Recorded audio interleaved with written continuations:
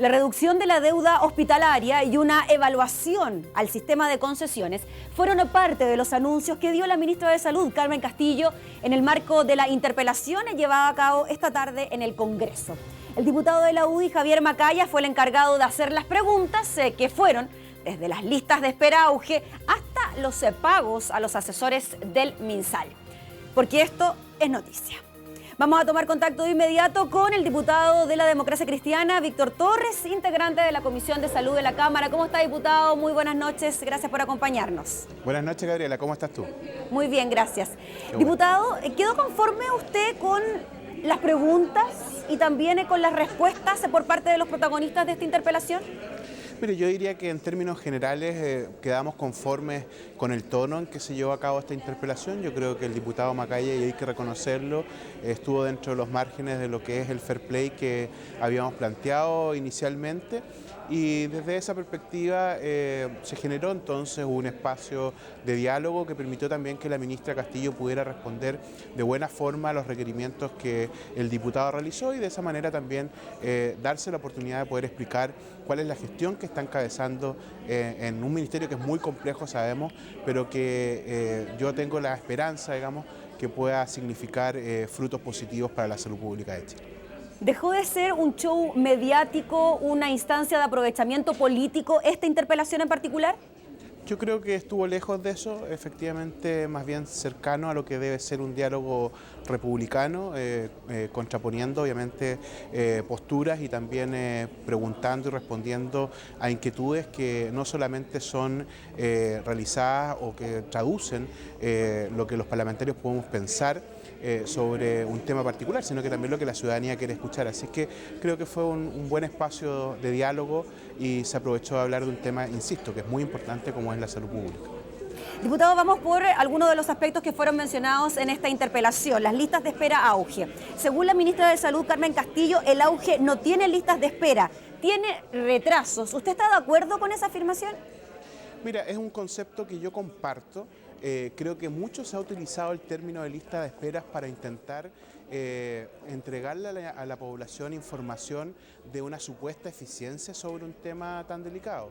Recordemos lo que ocurrió con el exministro Mañalich cuando anunció el fin de las listas de espera de auge cuando todavía existían pacientes que no habían resuelto sus enfermedades y la misma Contraloría cuestionó la campaña mediática que se realizó ante una consulta de 2 parlamentarios de la actual nueva mayoría. Entonces lo que explicó la ministra es algo que es muy cierto. Lo que ocurre en el momento en que hay un diagnóstico con cualquier enfermedad, sea auge o no, es que se inicia un proceso de espera.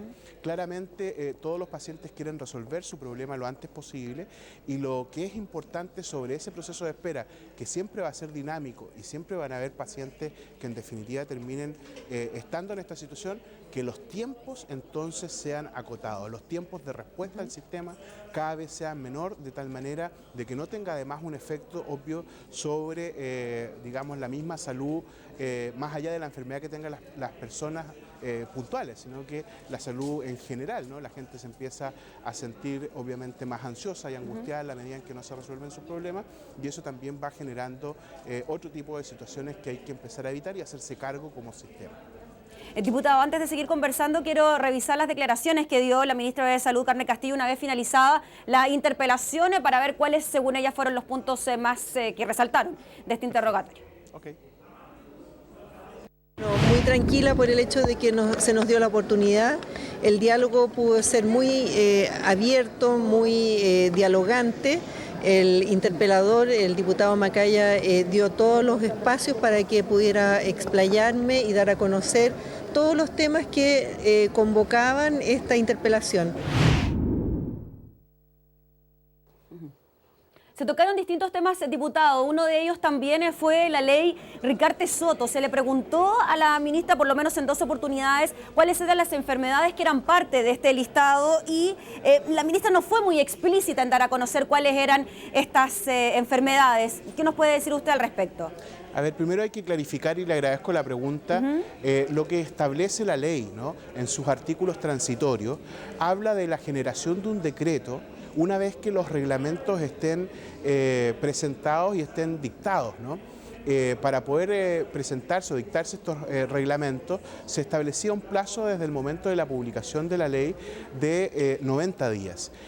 Por lo que respondió la ministra, uno entiende que esos dos reglamentos que tienen relación con ese decreto del año, que va a establecer cuáles son las patologías hasta diciembre del 2016, están en proceso de revisión de Contraloría y por lo tanto una vez que estén dictaminados, en cumplimiento con lo que dice la ley, debiera salir el decreto con las enfermedades que van a cubrir durante el primer año que está concebido, digamos, en esta misma ley. Por lo tanto, creo que la pregunta no fue atingente en ese sentido, o por lo menos fue poco precisa respecto de lo que realmente se requería, porque la ley es bien clara y habla respecto de plazos sobre los reglamentos y no sobre el decreto, que es quien conlleva el listado correspondiente. Diputado, así como revisamos recién las declaraciones de la ministra, vamos a revisar las declaraciones de quien fue el encargado de hacer las preguntas, el diputado de la UI, y después seguimos analizando la interpelación. Perfecto. Los chilenos quizás esperaban otra respuesta en lo que dice relación fundamentalmente con la solución de sus problemas que viven día a día cuando visitan los consultorios y los hospitales, no cuando vienen al Congreso o prenden el canal de la Cámara de Diputados. Diputado, ¿usted se queda con esa sensación de que los chilenos no habrían quedado conformes con las declaraciones de la ministra, que finalmente nos habló de los problemas concretos del día a día, de los pacientes que van a los consultorios? La verdad que atribuirse lo que la ciudadanía puede haber concluido de esta interpelación es un poco pretencioso. Creo que las respuestas que se dieron fueron atingentes a las preguntas que se realizaron.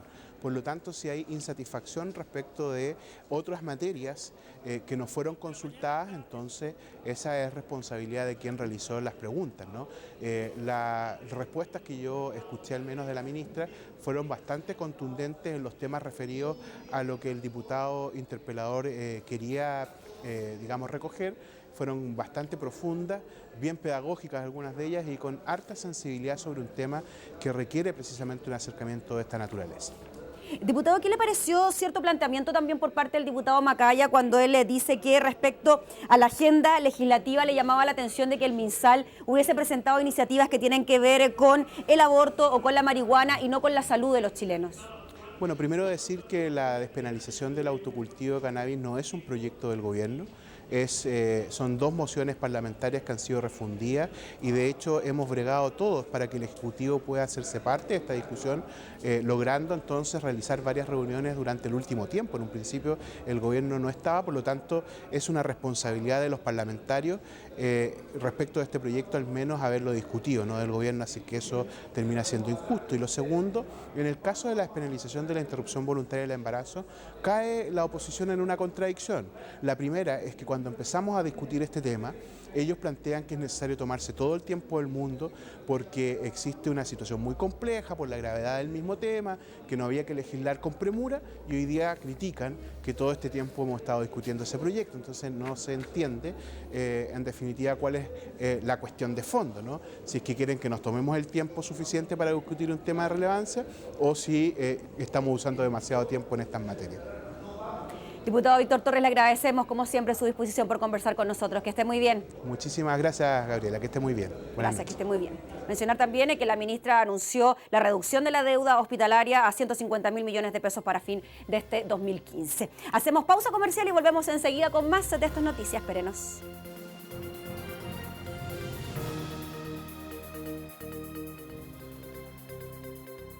En 35 minutos más y en cadena nacional, la presidenta de la República, Michelle Bachelet, dará a conocer el presupuesto de la Nación para el próximo año. Un erario público que hasta el último minuto ha mantenido el suspenso sobre la fórmula que se utilizará para dar los primeros pasos en la gratuidad de la educación superior. Conversamos de este tema con el diputado integrante de la Comisión de Hacienda de la Cámara, Marcelo Chilin. Diputado, ¿cómo está? Muy buenas noches, gracias por acompañarnos. Buenas noches, gracias a ustedes. Diputado, ¿ha conocido usted algo de este presupuesto o, como dijo ayer la presidenta de la República, Michelle Bachelet, el suspenso se mantiene hasta el último minuto?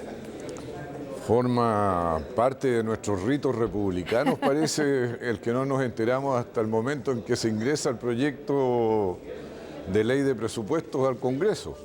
Pero algo nos informaremos con el discurso de la presidenta en un momento más. ¿Hubo escaso trabajo prelegislativo, diputado Chilin, frente al erario público? Mire, en términos muy generales sí. Todos los parlamentarios de la nueva mayoría le hicimos saber al ministro de Hacienda nuestro interés porque los recursos en las áreas prioritarias, partiendo por educación, siguiendo por salud, continuando con seguridad pública, tenían que tratar de preservarse y, si es posible, incrementarse. Y también convinimos todos en que era necesario comenzar a hacer un esfuerzo por recuperar el equilibrio fiscal, que si bien no vamos a llegar a él al año 2018, necesitamos dar señales de responsabilidad, de modo que esto constituye un aliciente a la inversión y al crecimiento económico. Y en esas cuestiones todos hemos estado de acuerdo, esperamos que lo que nos anuncie la presidenta refleje esta conversación previa con el Ministerio de Hacienda respecto de la ley de presupuesto. Diputado, y el tema de la educación, ¿a usted qué le parece que dentro de las glosas presupuestarias se incluya la gratuidad de la educación superior para el año 2016? ¿No es complejizar aún más el presupuesto con este tema que genera además tanta controversia?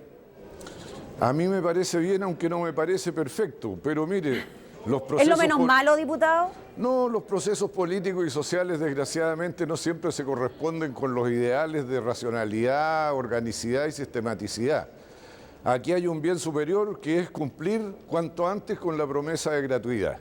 Y vamos a partir con el 50% de los estudiantes más que pertenecen a los deciles más desfavorecidos, de modo que sus familias tengan un alivio cuanto antes en el financiamiento de la educación superior. Pero ¿no queda esa sensación o percepción, diputado, que la cosa se está haciendo demasiado a la rápida, que dentro del presupuesto se incluye la gratuidad, que ha sido un tema que primero fue una de las principales promesas de campaña de la presidenta Michelle Bachelet y también algo tan anhelado por los chilenos? Mire, yo prefiero que las cosas se cumplan rápido a que ocurran para las calendas griegas. Y permítame sumarme al optimismo del rector Aldo Valle, sí, quien leí por ahí que decía que él esperaba una gran noticia, sí, en que vamos a tener una gran noticia y no sé por qué me tinca que está un poco dateado en este anticipo. ¿Usted cree que podríamos tener alguna sorpresa adicional en lo que diga la presidenta en 33 minutos más? Ojalá que Aldo Valle tenga razón y que la sorpresa que dice que puede llegar llegue. ¿Y esta sorpresa, diputado, no iría entonces por el camino de las becas y de los créditos? Bueno, el camino de las becas y los créditos no es lo que más satisface a las universidades, así que... ¿Usted cree que la presidenta podría anunciar una ley? ¿Podría anunciar una ley aparte la presidenta, por ejemplo? No, no lo creo, eso no creo. No. Ya. Y en cuanto al presupuesto propiamente tal, se hablaba de una expansión de un 4,5, un 5%. ¿Usted coincide esa cifra? Yo creo que va a andar más cerca del 4,5 que del 5, porque si queremos hacer este gesto de responsabilidad fiscal y mostrar con hechos que queremos recuperar el equilibrio macroeconómico, bueno, eso significa partir hoy día. ¿Qué le parece a usted la figura del ministro de Hacienda, el ministro Valdés, el rol que ha jugado durante estos meses en el que él ha estado a cargo de la billetera fiscal y cómo también ha tratado de introducir su visión en este presupuesto? Yo creo que el ministro Valdés es un gran ministro. Tiene la rigurosidad y la dureza para negociar la defensa de los recursos públicos y que estos sean bien invertidos de todos sus antecesores. Pero a diferencia de ellos, que se apoyaban en la sola autoridad, él se esfuerza por convencer y dar 1 y 100 veces todas las explicaciones que se le pidan. Y al final todos terminamos agradeciendo eso porque aquí de lo que se trata es de conversar y no de imponer. Diputado, ¿es más complejo revisar el presupuesto, tramitar el presupuesto cuando el escenario internacional no es el mejor, el crecimiento económico no ha sido el esperado, el precio del cobre es más bajo también de lo que se había presupuestado? Sí, por supuesto que a todos nos gusta discutir más presupuestos expansivos que llevan buenas noticias a muchos sectores que presupuestos conservadores o restrictivos, así que hoy día esto va a tener una complejidad adicional porque si se logra preservar los recursos necesarios para educación, salud, seguridad pública, bueno, todos los otros sectores va a haber que mirarlo con detalle, en qué parte se recorta. Espero también que en materias sociales las cosas se mantengan como están porque bien necesitado de ello que está el pueblo de Chile. Los beneficios sociales entonces no se terminarían bajo ninguna circunstancia o no se Esperemos que recortarían no. tampoco. Esperemos que no, y si ello ocurre, que sea algo muy focalizado y demostradamente ya un programa superado por la realidad económica, social del país. Diputado, le queremos agradecer por estar junto a nosotros. Estaremos atentos entonces a lo que pueda ocurrir durante las próximas horas con la presentación del presupuesto de la Nación por parte de la mandataria.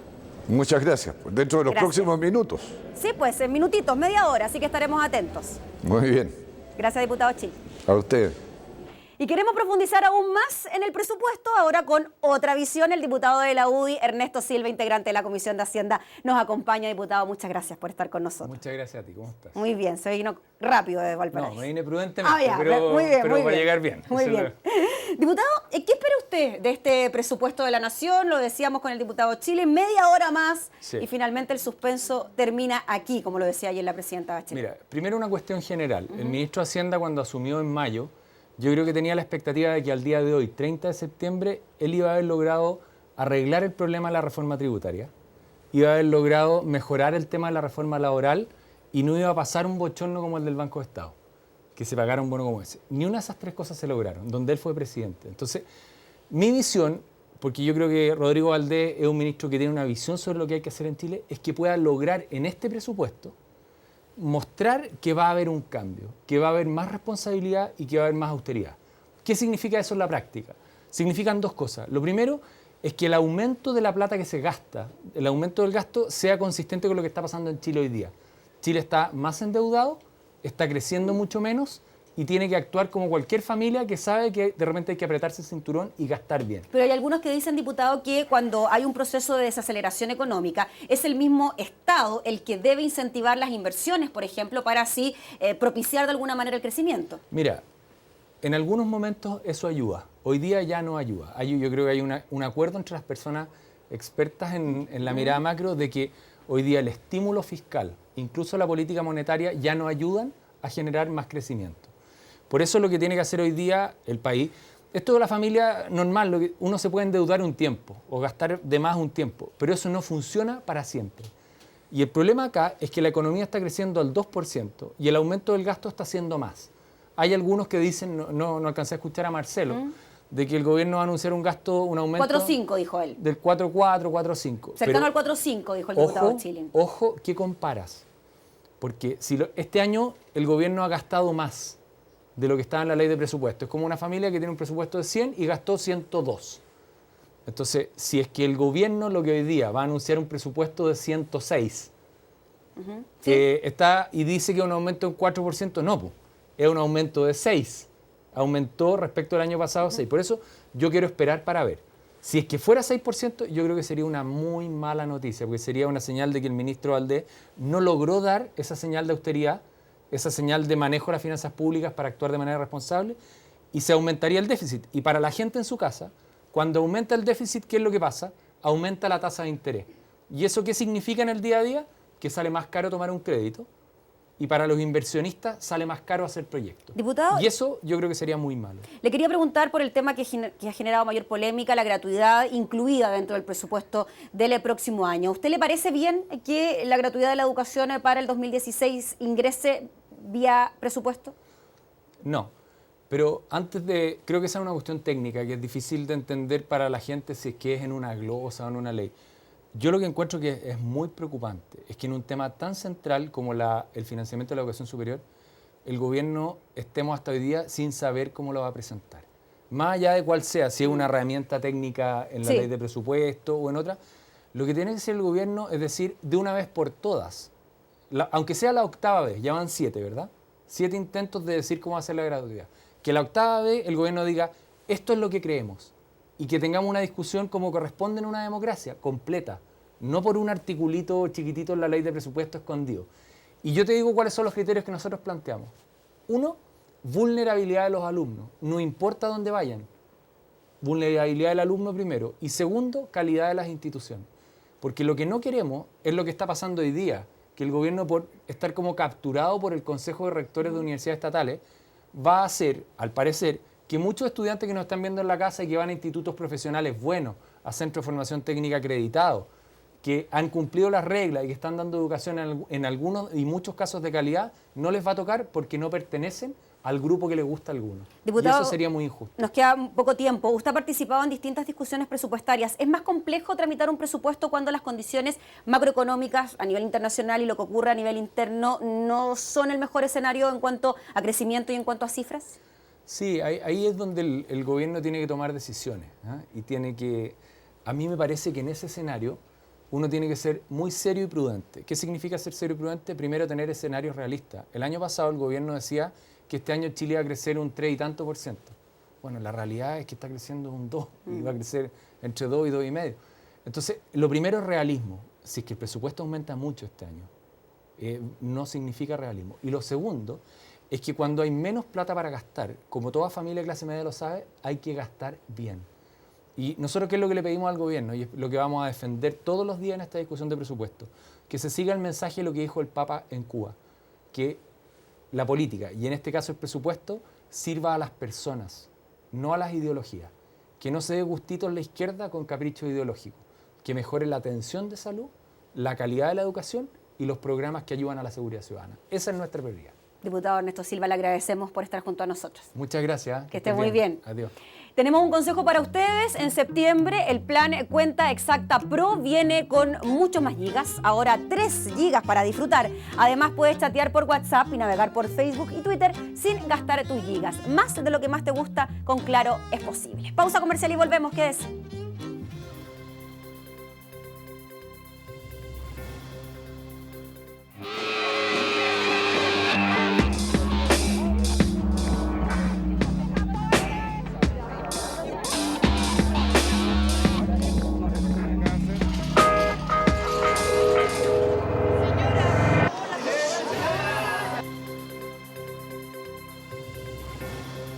Segundo día de paro de los trabajadores del registro civil y las posiciones con el gobierno parecen alejarse cada vez más. Los funcionarios reclaman por el escaso diálogo y el quiebre de las mesas negociadoras. Desde la dirección del servicio afirman que en este contexto es imposible escuchar las demandas de los trabajadores. Conversamos con la presidenta de los funcionarios del registro civil, Nelly Díaz. Nelly, muchas gracias por acompañarnos. Hola, buenas tardes. Nelly, ¿en qué está la situación de los trabajadores? ¿El paro indefinido continúa por lo menos para mañana? Efectivamente, nosotros continuamos mañana, estamos en punto muerto, tal cual como lo iniciamos, no hemos tenido ningún contacto con ninguna autoridad, por lo tanto sigue el paro indefinido. Vamos a revisar, Nelly, las declaraciones que dio la directora del Registro Civil, Teresa Alanis, refiriéndose precisamente a esta movilización que ha sido calificada como ilegal por el propio gobierno. El sueldo promedio de los funcionarios de registro civil es de 1.020.000. Existen otras prioridades sin duda para el gobierno, por lo tanto, hoy día nosotros hemos suspendido esa mesa de trabajo. Nelly, ¿esto es así? ¿Los trabajadores del registro civil ganan más de 1 millón de pesos? Yo llevo 35 años de servicio y no gano eso, gano la mitad de eso y mucho menos. Yo llamo a la directora a preocuparse de los usuarios, a preocuparse de mantener contentos a sus funcionarios y de que no ande faltando la verdad en forma pública. ¿Por qué cree usted que se da esa argumentación para no sentarse a conversar explicando que no es una prioridad aumentar los salarios, por ejemplo, de los funcionarios, dando esta cifra de por medio? Yo creo que ella es mandatada y ella está diciendo lo que le tiene que informar a la opinión pública. Eso no es nuevo, eso no es novedad. En el año 2013 el servicio levantó por 15 minutos a través del gobierno transparente que yo ganaba 1.990.000. Eso para nosotros no es nuevo, pero lo que me queda claro después de las declaraciones de la directora dice, nosotros decidimos suspender la mesa. Me queda claro que ella es parte de la suspensión de la mesa y eso para mí es grave y es novedad para mí y recién me entero. Ella es parte de del equipo que quebró la mesa. Nelly, y en relación a lo mismo, ¿cuáles son las reivindicaciones concretas que ustedes están solicitando para llegar finalmente a esta movilización de paro indefinido? A ver, nosotros estábamos conversando, yo siempre lo he dicho por todos los medios de comunicación, nosotros teníamos, aquí el ministro de Justicia, don José Antonio Gómez, nos vino a ofrecer un bono de gestión institucional. Nosotros le dijimos ok y el Servicio de Registro Civil junto con el Ministerio logró redactar 2 documentos donde proponían una mejora para los funcionarios del registro civil.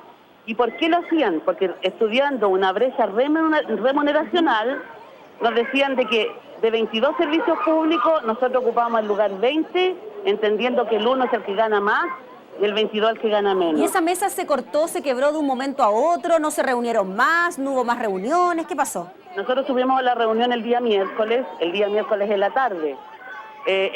Una reunión normal, el jueves en la tarde a mí me avisan desde Justicia que la DIPRED decidió quebrar esta mesa. Esta mesa la quebraron en forma unilateral y ellos nos mandaron el recado y nada más. ¿Qué le parece que la movilización se centre en la falta de atención a los usuarios, en los inconvenientes que ellos deben pasar día a día, más que en las reivindicaciones que ustedes están exigiendo?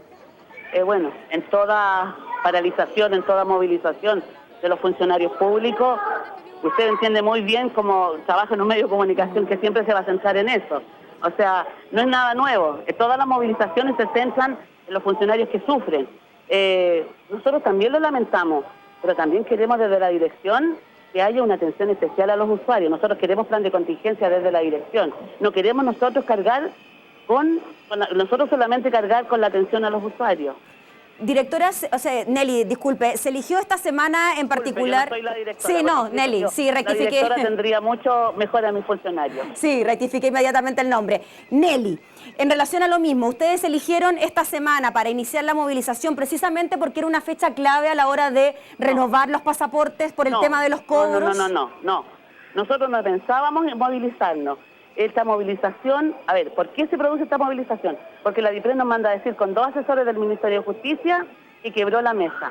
Por eso se produce la movilización. Si la DIPRED no hubiese quebrado la mesa, tenga la seguridad que seguiríamos conversando y no estaríamos en movilización. Ustedes también reclaman por el aumento en el costo de los pasaportes. Escuchaba declaraciones que de su voz que decían que un porcentaje menor queda en poder del registro civil y que prácticamente todo lo que se paga por concepto de pasaporte va a la empresa licitadora. Correcto, nosotros, a ver, este tema lo tomamos en la movilización del 2013. Nosotros reclamamos todo esto, pero ese es un tema de la movilización del 2013. Ahora lo que estamos diciendo es que el pasaporte subvencionado, que el registro civil no está quedando con ningún recurso, de 89.660 pesos que cuesta el pasaporte, solamente 7.480 pesos van a impuestos y lo demás todo va a la empresa privada que fabrica el documento. La empresa cobra 777.000 y fracción por fabricación, 4.400 y fracción por cuadernillo. Muy bien, pues Nelly, le queremos agradecer entonces por estar junto a nosotros, paro indefinido, por lo menos hasta ahora. En el transcurso de la semana veremos qué sucede con estas mesas negociadoras. Nos vemos, gracias. Gracias, que esté muy bien. La declaración por parte de los funcionarios del registro civil refiriéndose entonces a esta paralización de actividades. Hacemos pausa y volvemos. Quédese en UCB Televisión.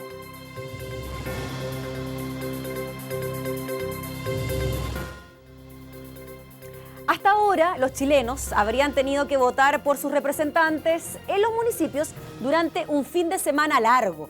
Es que los comicios del 2016 precisamente caían en el feriado del 30 de octubre y 1 de noviembre. Por eso, con el fin de incentivar la participación ciudadana, el Congreso adelantó las elecciones municipales en una semana. La fecha entonces será el 23 de octubre de 2016. Conversamos de este y otros temas con el alcalde de Lo Barnechea, Felipe Guevara, vicepresidente de la Asociación de Municipalidades de Chile, vicepresidente de RN también. ¿Cómo está, alcalde? Tanto muy bien, cargo. Muy bien, Gabriela. ¿Cómo está usted? Bien, gracias a Dios. Muchas gracias por la invitación.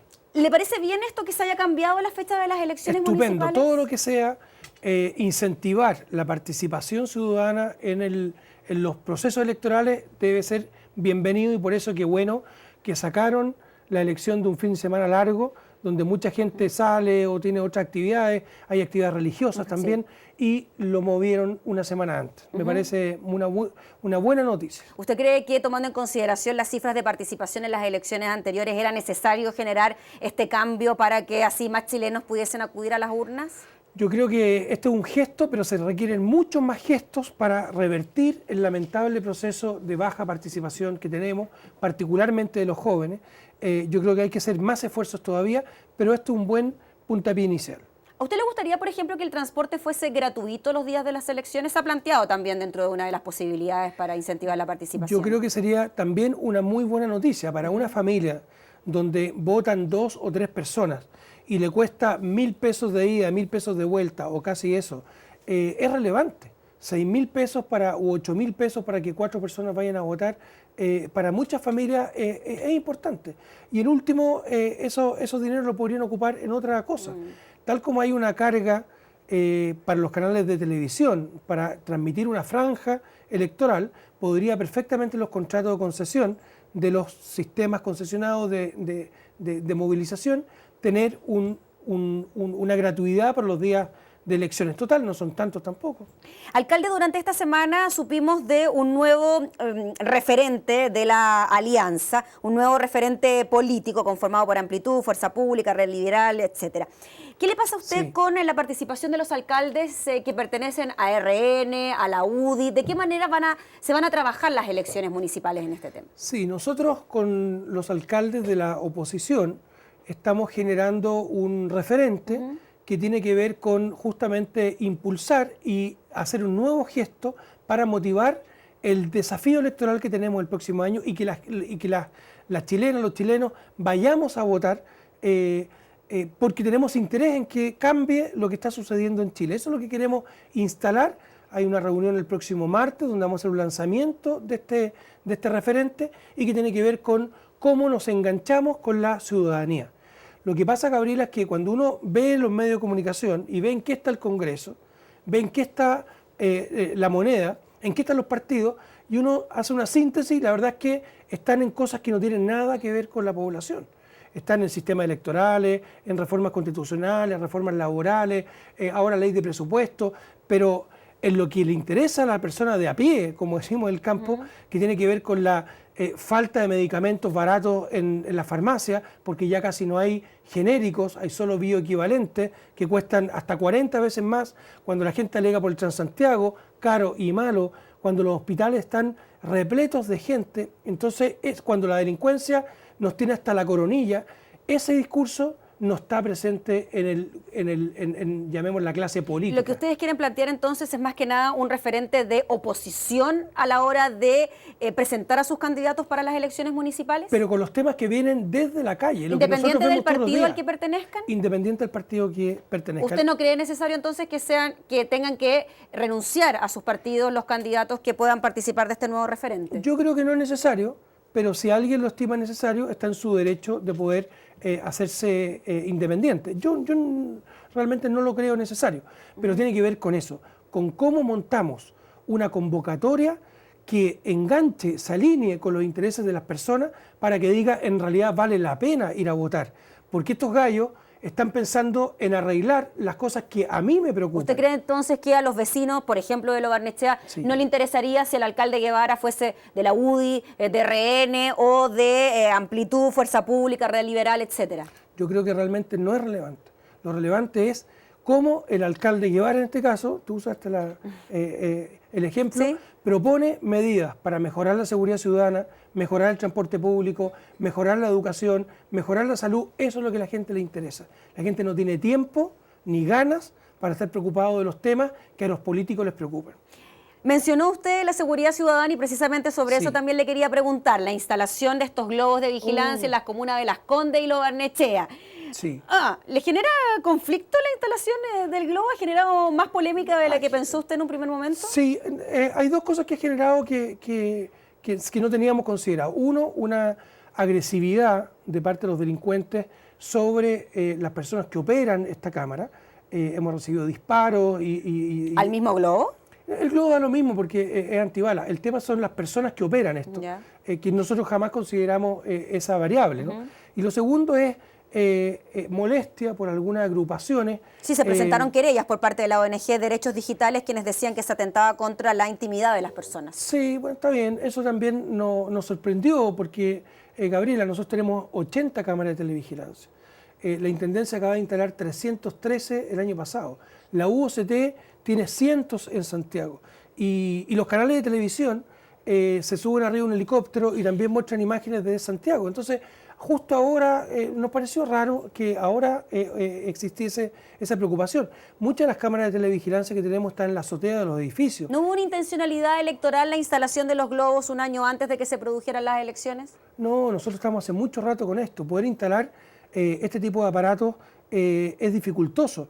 La Dirección General de Aeronáutica Civil tiene que autorizarlo, es previo estudio.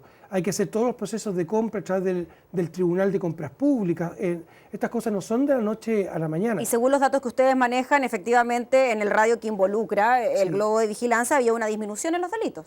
Ha habido una disminución muy importante en los delitos. Si uno compara el último mes de este año con el último mes, con el mismo mes del año pasado, tenemos 49%. O sea, la mitad de los delitos menos se han cometido. O sea, hemos evitado que se cometan la mitad de los delitos que ahí ocurrían. Por lo tanto, el globo se queda. El globo se queda, desde luego. La gente me pregunta, bueno, ¿y en mi barrio cuándo? Alcalde, ¿le presto mi casa para que ponga un globo? La gente quiere más seguridad.